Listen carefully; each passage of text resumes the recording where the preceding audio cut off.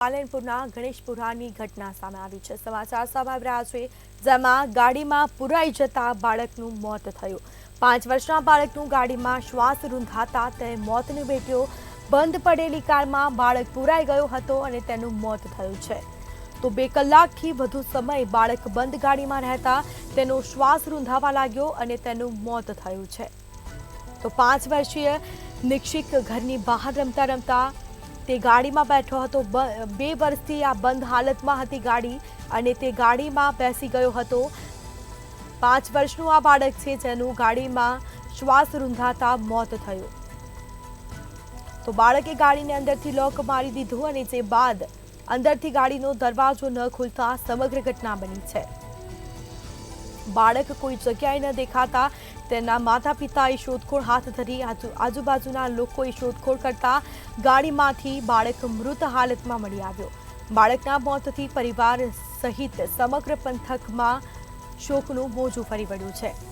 તો આ 5 વર્ષનું બાળક છે, ગાડીમાં રમતા રમતા ગાડીમાં બેસી ગયો હતો બાળક અને 2 કલાક વીત્યા છતાં પણ બાળકે અંદરથી લોક કરી દીધું હતું।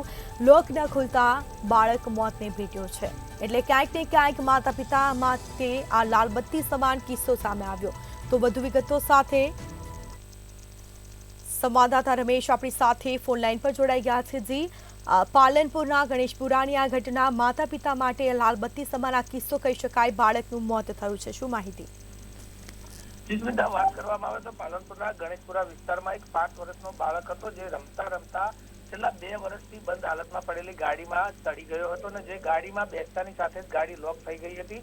જોકે આ 5 વર્ષનો બાળક જે હતો તે ગુમ થતા તેના માતા તેમજ આજુબાજુના લોકો દ્વારા ભારે શોધખોળ હાથ ધરવામાં આવી હતી, પરંતુ આ બાળક જે છે તેનો કોઈ જ પત્તો લાગ્યો નહોતો। જોકે આ શોધખોળ દરમિયાન એક વ્યક્તિની નજર પડી હતી કે ગાડીમાં કોઈ બાળક છે, તેથી તાત્કાલિક ધોરણે આ ગાડીનો દરવાજો ખોલવામાં આવ્યો હતો।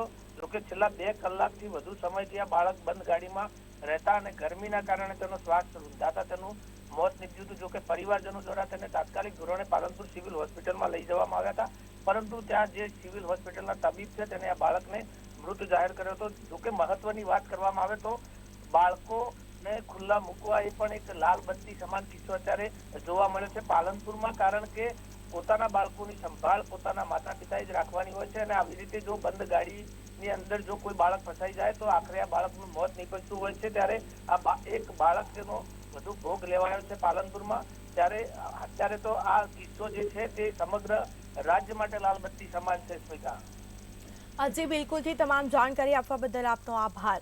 તો 5 વર્ષના બાળકનું ગાડીમાં મોત થયું છે। ગાડીમાં શ્વાસ રૂંધાતા બાળક મોતને ભેટ્યો, જે બાદ તેને સારવાર અર્થે હોસ્પિટલ લઈ જતા હોસ્પિટલના તબીબો દ્વારા તેને મૃત જાહેર કરવામાં આવ્યો।